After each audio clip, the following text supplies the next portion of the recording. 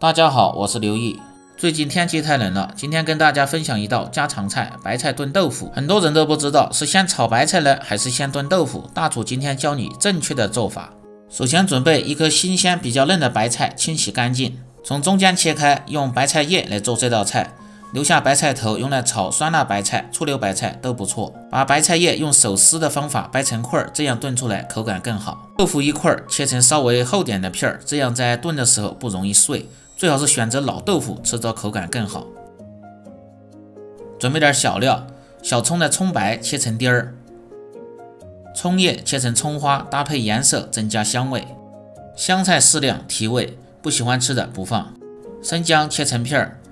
提前泡好的木耳和粉条准备好后，下面开始烹饪。起锅，先把锅烧干，用色拉油滑下锅，防止煎豆腐的时候粘锅。滑好倒出，锅中留少许的油，锅底撒入适量的盐，给豆腐入底味的同时，也可以防止豆腐粘锅煎碎。把油烧至冒烟，然后下入豆腐，下锅先静置5秒钟，这样更容易成型不碎。然后晃动锅底，让其受热均匀。一面煎至大概1分钟，煎出香味，煎至微黄，然后翻面。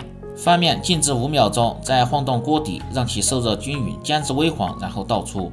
锅中放入适量的猪油，做这道菜味道更香。没油的放入植物油。油热，下入姜葱，先炒出香味，把姜葱炒至微黄，接着下入掰好的白菜叶，保持中火翻炒几下，烹入适量的料酒增香。把白菜像这样先炒一下，炒蔫过后再来炖，吃着口感更好，味道更香。炒至白菜变软出汤汁，倒入适量的开水，最好是放入高汤，味道更鲜美。